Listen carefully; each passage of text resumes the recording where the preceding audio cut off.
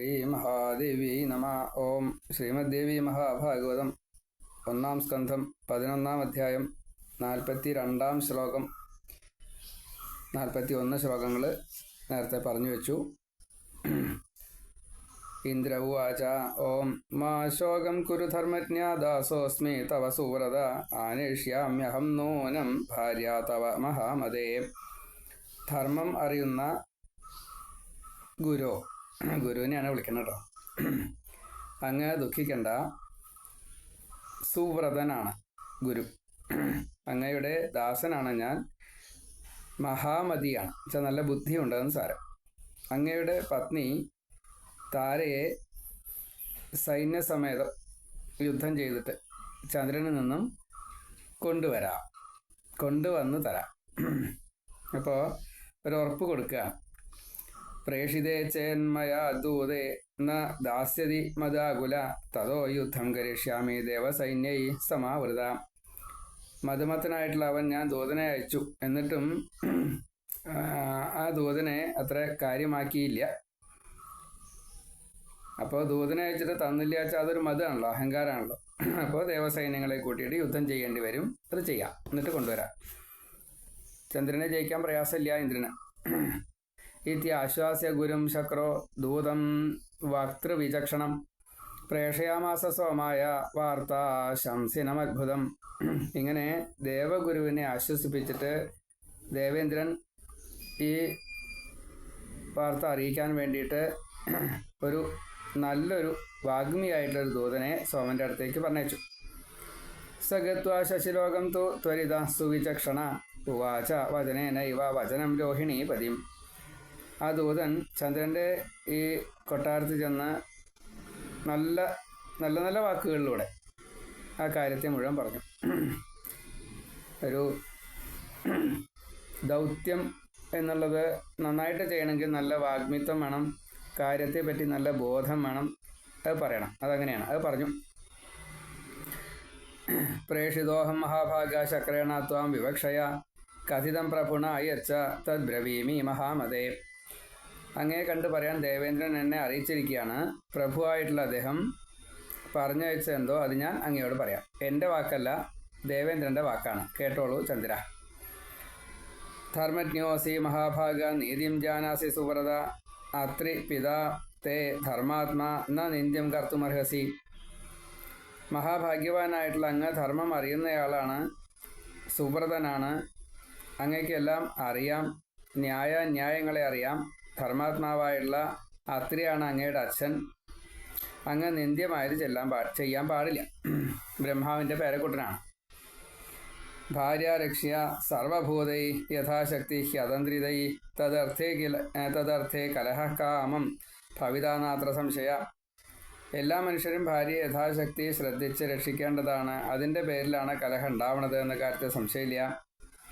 യഥാ തവ തഥാ തസ്യ യത്ന സ്യാദ് ദാരരക്ഷണേ ആത്മവൽ സർവഭൂതാനി ചിന്തയ ത്വം സുധാനിധേ. അങ്ങ് ഭാര്യയെ സംരക്ഷിക്കുന്നതിൽ എപ്രകാരം യത്നിക്കുന്നുവോ അപ്രകാരമാണ് അദ്ദേഹവും. തന്നെ പോലെയാണ് മറ്റെല്ലാ ജീവികളും എന്ന് ചന്ദ്ര അറിയണം.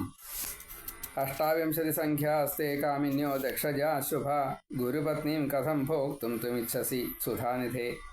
ദക്ഷപുത്രിമാരായിട്ട് 28 പേര് അങ്ങയ്ക്ക് പത്നിമാരായിട്ടുണ്ട്. എന്നിട്ടും ഈ ഗുരുപത്നിയെ പ്രാപിക്കേണ്ട വല്ല കാര്യമുണ്ടോ? അധർമ്മല്ലേ അത്? സ്വർഗേ സദാ വസന്ത്യേതാ മേനകാദ്യ മനോരമ ഭുങ്ഷ്വ സ്വേച്ഛയാ കാമം മുഞ്ച പത്നിയും ഗുരോരപി. മേനക തുടങ്ങിയ മനോഹാരിണികളുണ്ട് സ്വർഗത്തിൽ. അവരെയൊക്കെ അനുഭവിച്ചൂടെ? ഈ ഗുരുപത്നി എന്തിനാ എടുക്കുന്നത്? ഈശ്വരായതി കുർബന്തി യുഗുപ്സിത മഹന്തയ അജ്ഞാസ്തനുവർത്തന്തേ തഥാ ധർമ്മക്ഷയോ ഭവേത്. ഇങ്ങനെ അഹങ്കാരം മൂലം ദേവന്മാർ ഇപ്രകാരം നിന്ദ്യമായത് ചെയ്തു കഴിഞ്ഞാൽ ഈ ജ്ഞാനമില്ലാത്തവർ അത് അനുകരിക്കില്ലേ? അപ്പോൾ ധർമ്മക്ഷയം വരും, സങ്കരം വരും. ഇതൊന്നും പാടില്ലല്ലോ. തസ്മാത് മുഞ്ച മഹാഭാഗ ഗുരോ പത്നി മനോരമാം കലഹസ്ത്വനിമിത്തോദ്യാസുരാണാം ന ഭവേദ്യഥ. അതുകൊണ്ട് മഹാഭാഗ്യവാനായിട്ടുള്ള ചന്ദ്ര, അങ്ങ് ഈ മനോരമയായിട്ടുള്ള ഗുരുപത്നിയെ വിട്ടയക്കണം. അങ്ങ് കാരണം കൊണ്ട് ദേവന്മാർ തമ്മിൽ കലഹം ഉണ്ടാവാൻ പാടില്ല. ഇതാണ് ഇന്ദ്രൻ പറഞ്ഞയച്ചത്. സൂത ഉവാച സോമശക്രവച ശ്രുത്വ കിഞ്ചിൽ ക്രോധസമാകുല ഭംഗ്യ പ്രതിഭജപ്രാഹ ശക്രദൂതം തഥാ ശശി. ഇങ്ങനെ ചന്ദ്രൻ ഇന്ദ്രൻ്റെ വാക്ക് കേട്ടിട്ട് ഒരു ലേശം ശുണ്ഠിയെടുത്തു എന്നാണ് പറഞ്ഞത്. ഇന്ദ്രൻ്റെ ദൂതനോട് അപ്പോൾ വളരെ നന്നായിട്ട് തന്നെ കാര്യത്തെ പറയുകയും ചെയ്തു ഈ ചന്ദ്രൻ. ഇന്ദുരുവാച ധർമ്മജ്ഞോസി മഹാബാഹോ ദേവാനാമധിപസ്വയം പുരോധാവി ചതേ താദൃഗ് യുവയോ സദൃശി മതി. അല്ലയോ മഹാബാഹോ, അത് ചന്ദ്രൻ ഇന്ദ്രനോട് പറയുകയാണ്. അങ്ങ് ധർമ്മജ്ഞനാണ്, സ്വയം ദേവന്മാരുടെ രാജാവാണ്, അധിപനാണ്, ബ്രഹ്മാവും അങ്ങേക്ക് തുല്യനാണ്. നിങ്ങൾ രണ്ടുപേരുടെയും ബുദ്ധിയും ഒരേപോലെയാണ്. പരോപദേശേ കുശലാ ഭവന്തി ബഹവോ ജനാ ദുർലഭസ്തു സ്വയം കർത്താ പ്രാപ്തേ കർമ്മണി സർവഥ.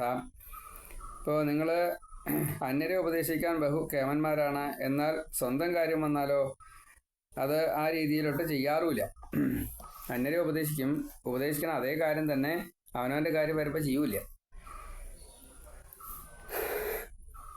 അപ്പോൾ 56-ാമത്തെ ശ്ലോകം ഒരു പ്രമാണമാണ്, നമ്മളെപ്പോഴും ശ്രദ്ധിക്കേണ്ട ഒരു കാര്യമാണ്.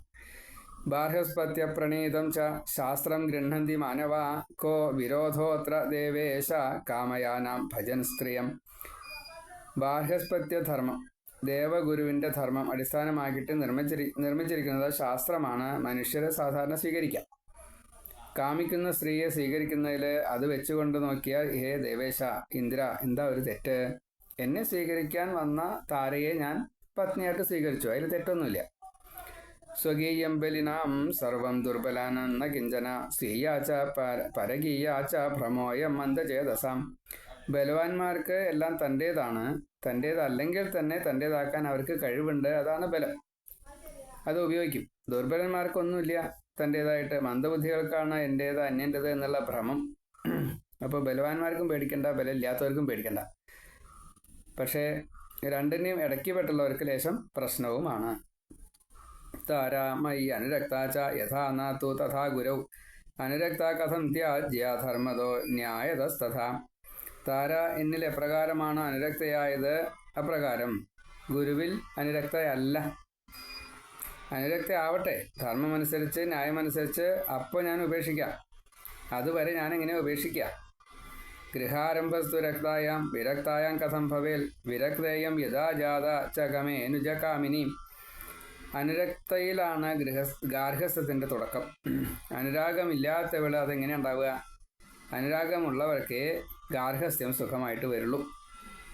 എപ്പോൾ ഇവളുടെ ഭർത്താവ് ബൃഹസ്പതി അനുജൻ്റെ കാമിനിയെ ആഗ്രഹിച്ചുവോ അപ്പോൾ മുതൽ ഇവള് ബൃഹസ്പതിയിൽ വെറുപ്പുള്ളവരായിത്തീർന്നു. ഉദയത്തിൻ്റെ പത്നിയായ മമതയിൽ ബൃഹസ്പതിക്ക് ആഗ്രഹം തോന്നി അവളെ പ്രാപിച്ച കഥ ഭാരതത്തിലും ഭാഗവതത്തിലും ഒക്കെ ഉണ്ട്. അപ്പോൾ ഇവിടെ വിഷയം എന്താണെന്ന് വെച്ചാൽ പ്രമാണമാണ് ഇത്. ഈ ഭാര്യയും ഭർത്താവും കൂടി ജീവിക്കണമെന്നുണ്ടെങ്കിൽ രണ്ടു പേർക്കും തമ്മിൽ അനുരാഗം വേണം. രാഗം മാത്രം പോരാ, തുടർച്ചയായിട്ടുള്ള പ്രേമം.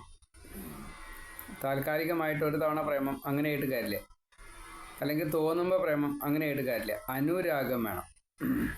അനു എന്നുള്ളതിൻ്റെ അർത്ഥം കണ്ടിന്യൂസ് എന്നുള്ളൊരു അർത്ഥമാണ്. അപ്പോൾ ഈ അനുരാഗം ഇല്ലാച്ചാൽ വരെ രാഗം ഉണ്ടായിക്കഴിഞ്ഞാൽ അത് വെറും ഭോഗമായിട്ടാണ് മാറുക. അപ്പോൾ അതിനൊരു സുഖം ഉണ്ടാവില്ല. അനുരാഗമാണെങ്കിലോ അത് വലിയ സുഖത്തിന് കാരണമായി തീരും. എന്നാൽ ദാസ്യേഹം വരാരോഹം ഗച്ഛദൂതാവതം സ്വയം ഈശ്വരോസി സഹസ്രാക്ഷായതിച്ഛസി കുരുഷതത്. സൗന്ദര്യവതിയായിട്ടുള്ള ഇവളെ ഞാൻ കൊടുക്കില്ല. അല്ലയോ ദൂത, നീ ചെന്ന് പറയൂ ഈ ഇന്ദ്രനോട്, സഹസ്രാക്ഷനായിട്ടുള്ള ഇന്ദ്രനോട്, അതായത് ഈ അഹല്യയെ കള്ളത്തരത്തിൽ പ്രാപിച്ചയാളാണ്. ഗൗതമൻ്റെ ശാപമുണ്ട്, മേല് മുഴുവൻ ഭഗം, 1000 കണ്ണുകൾ എന്ന് പേര് വരാനുള്ള കാരണം അതാ. 1000 ഭഗായാൽ കാണാൻ ഭംഗിയില്ല, പക്ഷെ 1000 കണ്ണാക്കി കൊടുത്തു താൽക്കാലികമായിട്ട്. എന്നാൽ ഇത് ഓർമ്മയിൽ നിൽക്കുന്ന അർത്ഥം. നീ എന്താ ആഗ്രഹിക്കുന്നത്? ഇവളെ ഞാൻ ഗുരുവിന് കൊടുക്കില്ല, നിനക്കത് പറയാനുള്ള അർഹത ഇല്ല എന്ന് സാരം. സൂതൗവാച ഇത്യുക്ത ശശിനാദൂത പ്രയോ ശക്രസന്നിധിം ഇന്ദ്രായാജഷ്ട സർവം യദുക്തം ശീതരശ്മിന. ഇങ്ങനെ ചന്ദ്രൻ പറയുന്നത് കേട്ടപ്പോൾ ദൂതൻ ദേവേന്ദ്രൻ്റെ അടുത്ത് പോയിട്ട് ഈ കാര്യങ്ങളൊക്കെ പറഞ്ഞു. തുരാഷാഡവി തശ്രുത്വ ക്രോധയുക്തോ ബഭൂവഃ സേനോദ്യോഗം തഥാ ചക്രേ സാഹായാർത്ഥം ഗുരോർ വിഭു. അപ്പോൾ വിഭുവായിട്ടുള്ള ദേവേന്ദ്രൻ ഇത് കേട്ടപ്പോൾ ശുണ്ഠിയെടുത്തു ഗുരുവിനെ സഹായിക്കാൻ വേണ്ടി സൈന്യങ്ങളെ സജ്ജീകരിക്കാൻ തുടങ്ങി. ശുക്രസ്തു വിഗ്രഹം ശ്രുത്വ ഗുരുദ്വേഷാത് തതോയയോ മദ മാ ദദസ്വേദി തം വാക്യം വാച ശശിനം പ്രതി. അസുരഗുരുവായിട്ടുള്ള ശുക്രൻ ഇത് കേട്ടപ്പോൾ യുദ്ധമുണ്ടാകാൻ പോകുന്നു എന്നാണ് കേട്ടത്. അപ്പോൾ ചന്ദ്രൻ്റെ അടുത്ത് പോയിട്ട് ദേവഗുരുവിനോട് അദ്ദേഹത്തിൻ്റെ ഈ വിദ്വേഷം അത് പ്രകടിപ്പിക്കാനുള്ള ഒരു അവസരമാണെന്ന് കണക്കാക്കിയിട്ട് ഗുരുപത്നിയെ തിരികെ കൊടുക്കണ്ടാട്ടോ ചന്ദ്ര, ഞാൻ അസുരന്മാരെ കൊണ്ട് അങ്ങയെ സഹായിപ്പിക്കാം എന്ന് പറഞ്ഞു. അത് ഈ ബൃഹസ്പതിയോടുള്ള ദേഷ്യമാണ് കാരണം, അപ്പം വേറെ ഒന്നും ഉണ്ടായിട്ടല്ല. സാഹായത്തെ കരിഷ്യാമി മന്ത്രശക്തിയ മഹാമതേ ഭവിതായതി സംഗ്രാമസ്തവ ചേന്ദ്രേണ മാരിഷ. അല്ലയോ മാരിഷ, മാരിഷയുടെ പുത്രനാണ്. അപ്പോൾ ഈ ഇന്ദ്രനുമായിട്ട് യുദ്ധമുണ്ടാവുകയാണ് എങ്കിൽ അങ്ങേക്ക് ഞാൻ മന്ത്രശക്തി കൊണ്ട് സഹായം ചെയ്തു തരാം. മന്ത്രശക്തി എന്നല്ല കേട്ടോ, ആശ്രശക്തി എല്ലാം കൂടി കൊടുക്കാമെന്ന് ഉദ്ദേശിച്ചിട്ട് തന്നെ അങ്ങനെയൊക്കെ പറഞ്ഞെന്ന്. ശങ്കരസ്തു തഥാകർണ്യ ഗുരുദാര അഭിമർശനം ഗുരുശത്രും ഭൃഗും മത്വ സാഹായമകരോ തഥാ. മഹാദേവനും അതേപോലെ ഗുരുപത്നിയെ സോമൻ അപഹരിച്ച വൃത്താന്തം ഈ കാര്യം അറിഞ്ഞു. ഗുരുവിൻ്റെ ശത്രുവാണ് ശുക്രൻ എന്ന് മനസ്സിലാക്കിയിട്ട് സഹായം ചെയ്തു. സംഗ്രാമസ്തു തഥാ വൃത്തോ ദേവദാനവയോർദ്രുതം ബഹൂനി തത്ര വർഷാണി താരക അസുരവൽക്കില. അങ്ങനെ ദേവന്മാരും അസുരന്മാരും തമ്മിൽ വേഗം യുദ്ധം ആരംഭിച്ചു. താരകാസുരനുമായുള്ള യുദ്ധം പോലെ അനേക വർഷം നീണ്ടു നിന്നു ആ യുദ്ധം. ദേവാസുരകൃതം യുദ്ധം ദൃഷ്ട്വാ തത്ര പിതാമഹ ഹംസാരൂഢോ ജഗാമാശു തം ദേശം ക്ലേശ ശാന്തയെ. അപ്പം അങ്ങനെ ദേവന്മാരും അസുരന്മാരും തമ്മിൽ ഈ യുദ്ധം ഒരാവശ്യമില്ലാതെ കണ്ടുണ്ടായതാണ്. അപ്പോൾ ബ്രഹ്മാവ് അവിടെ യുദ്ധം തടുക്കാൻ വേണ്ടിയിട്ട് വന്നു. എന്നിട്ട് ബ്രഹ്മാവ് യുദ്ധം തടുത്തു. രാഗാപതിം തഥാ പ്രാഹ മുഞ്ച ഭാര്യാൻ ഗുരോരിതി നോ ചേത് വിഷ്ണു സമാഹൂയ കരിഷ്യാമി തു സംശയം. എന്നിട്ട് ചന്ദ്രനോട് പറഞ്ഞു, ഗുരുഭാര്യയെ വിട്ടുകൊടുത്തോളൂ, അല്ലെങ്കിൽ വിഷ്ണുവിനെയും വിളിച്ചു വരുത്തി നിനക്ക് നാശമുണ്ടാക്കും എന്ന്. ഭൃഗും നിവാരയാമാസ ബ്രഹ്മ ലോകപിതാമഹ കിം അന്യായമതിർജാത സംഘദോഷാൻ മഹാമതേ. ലോകപിതാവായിട്ടുള്ള ബ്രഹ്മാവ് ഭൃഗുവിനെ വിലക്കി, കാരണം ഭൃഗു വിഷ്ണു അംശമാണ്. അപ്പോൾ ഭൃഗുവിനോട് പറഞ്ഞത് ശരിയല്ല, അങ്ങ് അസത്തുക്കളുമായിട്ട് ചേർന്നതുകൊണ്ട് അങ്ങയുടെ ബുദ്ധി ലേശം ഒന്ന് വ്യതിചലിച്ചു പോയിട്ടുണ്ട്, അത് ശരിയല്ല എന്ന് ഭൃഗുവിനെ ഉപദേശിച്ചു. നിഷേധയാമാസ തതോ ഭൃഗുസ്തം ചൗഷധീപതിം മുഞ്ച ഭാര്യാം ഗുരോരദ്യ പിത്രാഹം പ്രേഷിതസ്തവ. അപ്പം അതുകൊണ്ട് ഭൃഗു ചെന്നിട്ട് ചന്ദ്രനെ വിലക്കി. ഉടനെ തന്നെ ഗുരുവിൻ്റെ പത്നിയെ വിട്ടേക്കു, ബ്രഹ്മാവ് അയച്ചിട്ട് വന്നിരിക്കുകയാണ് ഞാൻ. ഭൃഗു ബ്രഹ്മാവിൻ്റെ ദൂതനായിട്ട് ചന്ദ്രനോട് ചെന്ന് പറഞ്ഞു, ഗുരുവിൻ്റെ പത്നിയെ വിട്ടോളൂ എന്ന്. സൂത ഉവാച ദ്വിജരാജസ്തു തശ്രുത്വ ഭൃഗോർവചനമത്ഭുതം ദദൗ ച തൽ പ്രിയാം ഭാര്യാം ഗുരോർ ഗർഭവതീം ശുഭാം. ആ ചന്ദ്രനാവട്ടെ ശുക്രൻ്റെ ഈ അത്ഭുതപ്പെടുത്തുന്നതായിട്ടുള്ള വാക്ക് കേട്ടിട്ട് ഗുരുവിൻ്റെ ഗർഭവതിയായിട്ടുള്ള പ്രിയപത്നിയെ ഗുരുവിന് തന്നെ നൽകുകയും ചെയ്തു. ഇപ്പോൾ അവിടെ ഭൃഗു വംശത്തിൽപ്പെട്ടതാണ് ശുക്രാചാര്യർ. ശുക്രാചാര്യർ അസുരന്മാരുടെ ഗുരുവാണ്. പക്ഷേ ഭൃഗുവിന് തൻ്റെ വംശത്തിൽപ്പെട്ട ആ ശുക്രാചാര്യരുടെ ലേശൊരു താല്പര്യമുണ്ട്. അപ്പോൾ അതുകൊണ്ട് ഈ ഭൃഗുവിനെ നന്നാക്കാൻ, ശുക്രാചാര്യനെ നന്നാക്കാൻ ആ രീതിയിലുള്ള ഒരു തീരുമാനമാണ് ഉണ്ടായത്, അത്രയേ ഉള്ളൂ. പ്രാപ്യകാന്താൻ ഗുരുർഹൃഷ്ട സ്വഗൃഹം മുദിതോ യയൗ തതോ ദേവാസ്തോ ദൈത്യ യയൗ സ്വാൻ ഗൃഹാൻ പ്രതി. അപ്പോൾ ചന്ദ്രൻ്റെ വാക്ക് കേട്ടിട്ട് ഈ ശുക്രൻ്റെ അത് അനുസരിക്കുക എന്നുള്ളൊരു, ശുക്രൻ്റെ വാക്ക് കേട്ട് ചന്ദ്രൻ അനുസരിക്കുക എന്നുള്ളൊരു ഭാവം ഉണ്ടായി. അങ്ങനെ അത് ഗുരുവിന് കൊടുക്കുകയും ചെയ്തു. താരയെ ഗുരുവിന് കൊടുത്തു ചന്ദ്രൻ. അപ്പോൾ ഇങ്ങനെ ഭാര്യയെ ലഭിച്ചപ്പോൾ അതീവ സന്തോഷനായിട്ട് ഗുരു തൻ്റെ ഗൃഹത്തിലേക്ക് പോയി. തുടർന്ന് ദേവന്മാർ അസുരന്മാർ ഒക്കെ ഓരോരുത്തരുടെ അവരവരുടേതായിട്ടുള്ള ഗൃഹത്തിലേക്ക് പോവുകയും ചെയ്തു. ബ്രഹ്മാസ്വസദനം പ്രാപ്ത കൈലാസം ചാപി ശങ്കര ബൃഹസ്പതിസ്തു സന്തുഷ്ട അപ്രാപ്യ ഭാര്യ മനോരമാം. ബ്രഹ്മാവ് സത്യലോകത്തിലെത്തി, ശിവൻ കൈലാസത്തിലെത്തി. ഗുരു ഈ താരയും കൊണ്ട് ഗുരുവിൻ്റെ ഗൃഹത്തിലേക്കും പോയി. തഥ കാലേന കിയത താരാസൂത സുതം ശുഭം സുദിനെ ശുഭനക്ഷത്രേ താരാപതി സമം ഗുണയെ. കുറച്ച് ദിവസം കഴിഞ്ഞപ്പോഴാണ് ഒരു ഏറ്റവും നല്ല മുഹൂർത്തത്തിൽ, നല്ല നാളിൽ, താരാപതിക്കൊത്ത, അതായത് ചന്ദ്രൻ്റെ അതേ രൂപ ഗുണ സൗഭാഗ്യങ്ങളെ കൊണ്ട്, എല്ലാം കൊണ്ടും അതേപോലെ ആ ഗുണത്തോട് കൂടിയിട്ട് ഒരു പുത്രനെ താര പ്രസവിച്ചു. ദൃഷ്ട്വാപുത്രം ഗുരുർജാതം ചകാര വിധിപൂർവകം ജാതകർമാധികം സർവം പ്രഹൃഷ്ടേന അന്തരാത്മന. നോക്കണേ, ജാതകർമ്മം തൊട്ടുള്ള സകല കാര്യങ്ങളും ദേവഗുരുവായിട്ടുള്ള ബൃഹസ്പതി ഈ ചന്ദ്രൻ്റെ പുത്രനായിട്ടുള്ള ആ ഉണ്ണിക്ക് വേണ്ട സമയത്ത് ജാതകർമാദികളെല്ലാം ചെയ്തു എന്ന് സാരം. ശ്രുതം ചന്ദ്രമസാ ജന്മ പുത്രസ്യ മുനിസത്തമ ദൂതം ച പ്രേഷയാമാസ ഗുരും പ്രതി മഹാമതി. ശൗനകാദി മഹർഷിമാരുടെ സ്വതം പറയാണ്, പുത്രൻ ജനിച്ചു എന്നറിഞ്ഞ് മഹാമതിയായിട്ടുള്ള ചന്ദ്രൻ ഗുരുവിൻ്റെ അടുക്കിലേക്ക് ദൂതനെ പറഞ്ഞയച്ചു. ന ചായം തവ പുത്രോസ്തി മമ വീരസമുത്ഭവ കഥം ത്വം കൃതവാൻ കാമം ജാതകർമാധികം വിധിം. ഇവൻ എൻ്റെ പുത്രനല്ലല്ലോ, എൻ്റെ പുത്രനല്ലേ, എൻ്റെ വീരത്തിൽ നിന്നുണ്ടായിട്ടുള്ള പുത്രനെ ജാതകർമാദി കാര്യങ്ങൾ ചെയ്യാൻ നിനക്കെന്താ അധികാരം? ഞാനല്ലേ ചെയ്യേണ്ടത്. എൻ്റെ പുത്രനായതുകൊണ്ട് കർമ്മം ചെയ്യാൻ എനിക്കാണ് അവകാശം എന്ന് ദൂതൻ വഴി പറഞ്ഞയച്ചു. തശ്രുത്വ അവചനം തസ്യ ദൂതസ്യ ച ബൃഹസ്പതി ഉവാച മമ പുത്രോ മേ സദൃശോ നാത്ര സംശയം. ആ ദൂതൻ ഇങ്ങനെ, ചന്ദ്രൻ്റെ ദൂതൻ ഇങ്ങനെ വന്ന് പറഞ്ഞപ്പോൾ ദേവഗുരുവായിട്ടുള്ള ബൃഹസ്പതി പറഞ്ഞു, ഇത് എൻ്റെ പുത്രനാണ്, ഇവൻ എന്നെ പോലെയാണ് ഇരിക്കുന്നത്, ഒരു സംശയമില്ല എന്ന് പറഞ്ഞു. അതായത് ഗുരുവിൻ്റെ ജ്ഞാനം തൊട്ടുള്ള കാര്യങ്ങളൊക്കെ ബുധനുണ്ട് എന്നാണ് പറയുക. ബുധൻ എന്നുള്ള പേരിട്ടിട്ടില്ല, അതുകൊണ്ടാണ്. അപ്പം എല്ലാ അർത്ഥത്തിലും ആരുടെ ഭാര്യയാണോ ആ ആളുടെ ഭർത്താവിൻ്റെ പുത്രനായിട്ടാണ് വരിക. അപ്പോൾ ഇവിടെ താര ബൃഹസ്പതിയുടെ ഭാര്യ, അപ്പോൾ ബൃഹസ്പതിയുടെ പുത്രനാണ്, അങ്ങനെയാണ് അതിന് പറയാറ്. പക്ഷേ ചന്ദ്രൻ അത് സമ്മതിച്ചില്ല, അത് എൻ്റെ പുത്രനാണ്, അത് സത്യമാണ്. ഇനി പുനർവിവാദ സഞ്ജാതോ മിളിതാ ദേവദാനവ യുദ്ധാർത്ഥമാഗതാസ്തേഷാം സമാജ സമജായത. ഇപ്പോൾ വീണ്ടും വാക്തർക്കണ്ടായി. ദേവന്മാരും അസുരന്മാരും തമ്മിൽ വീണ്ടും ഒത്തുചേർന്നു, യുദ്ധത്തിനായിട്ട് വന്നിട്ട് ഒരു സഭ തന്നെ അവിടെ കൂടി യുദ്ധം ചെയ്യല്ലേ. ആരുടെ പുത്രൻ? രണ്ടാമത്തെ താരയുദ്ധം. തത്ര ആഗത സ്വയം ബ്രഹ്മ ശാന്തികാമ പ്രജാപതി നിവാരയാമാസ മുഖേ സംസ്ഥിതാൻ യുദ്ധധർമ്മദാൻ. അപ്പോൾ ആ സമയത്ത് വീണ്ടും അവിടെ ആര് വന്നു? ബ്രഹ്മാവ് വന്നു. എന്നിട്ട് യുദ്ധം നിർത്തിച്ചു. വേണ്ട, നിങ്ങൾ യുദ്ധം ചെയ്യണ്ട, ഞാൻ നോക്കട്ടെ. താരാമ്പപ്രച്ഛ ധർമാത്മാ കസ്യായം തനയ ശുഭേ സത്യം വദവരാരോ ഹേ യഥാ ക്ലേശ പ്രശാമ്യതി. അപ്പോൾ ധർമാത്മാവായിട്ടുള്ള ഈ ബ്രഹ്മാവ് താരയോട് ചോദിച്ചു, താരെ, നിൻ്റെ വയറ്റുണ്ടായിരുന്ന കുട്ടി ആരുടെയാ? ഇപ്പം നീ പ്രസവിച്ച ആരുടെ കുട്ടിയാ? വേഗം ക്ലേശങ്ങളൊക്കെ ഒഴിവാക്കാൻ വേണ്ടി പറയൂ. തമുവാചാസിതാപാംഗി ലജ്ജമാനാപ്യധോമുഖി ചന്ദ്രസ്യേ ദീശനൈരന്തർജഗാമ വരവർണിനി. അപ്പോൾ സുന്ദരിയായിട്ടുള്ള താര പറഞ്ഞു, ലജ്ജയോടെയാണ് കുറച്ച് പറഞ്ഞത്, കുറച്ച് മുഖമൊക്കെ താത്തിയിട്ട്, ഇത് ചന്ദ്രൻ്റെ ആണ് എന്ന് പറഞ്ഞു. എന്നിട്ട് ഗ്രഹത്തിൻ്റെ ഉള്ളിലേക്ക് അങ്ങോട്ട് വലിഞ്ഞു. കാരണം ഇത് കുറച്ച് നാണക്കടാണല്ലോ, അതുകൊണ്ടാണ്. ജഗ്രാഹതം സുതം സോമ പ്രഹൃഷ്ടേന അന്തരാത്മന നാമ ചക്രേ ബുധ ഇതി ജഗാമ സ്വഗൃഹം പുന. അപ്പോൾ ചന്ദ്രനെ ആ ഉണ്ണിയെ കൊടുത്തു. ചന്ദ്രൻ ആ ഉണ്ണിയെ കൊണ്ട് ബുധൻ എന്നുള്ള നാമകരണം നടത്തിയിട്ട് സ്വഗൃഹത്തിലേക്ക് പോവുകയും ചെയ്തു.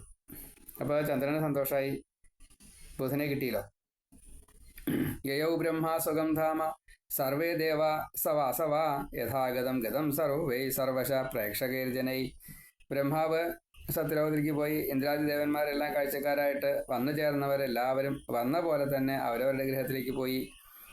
കഥിതേയം ബുധോൽപത്തിർ ഗുരുക്ഷേത്രേ ച സോമത യഥാശ്രുത മയാ പൂർവം വ്യാസാൽ സത്യവതി സുതാത്.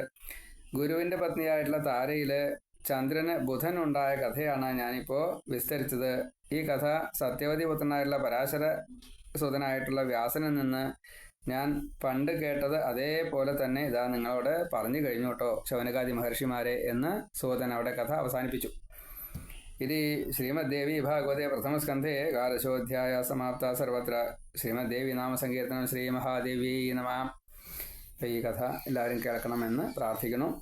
പ്ലേ സ്റ്റോറിൽ പോയിട്ട് അത് എടുത്തു കഴിഞ്ഞാൽ പിന്നെ തുടർച്ചയായിട്ട് ഇങ്ങനെ കേൾക്കാൻ സാധിക്കും. ഒരു തവണ ഞെക്കിയാൽ കണ്ടിന്യൂസ് ആയിട്ട് കഥ ഇങ്ങനെ കേൾക്കാം. അപ്പോൾ എത്ര നേരം കേൾക്കേണ്ടത് വെച്ചാൽ അത്രയും നേരം കേട്ടിട്ട് അവിടെ നിർത്താം. അപ്പോൾ ഒരു കണ്ടിന്യൂസ് ആയിട്ട് ഭാഗവതം ഇങ്ങനെ കിട്ടും. അത് കിട്ടുമാറാകട്ടെ. ശ്രീ മഹാദേവിയെ നമ.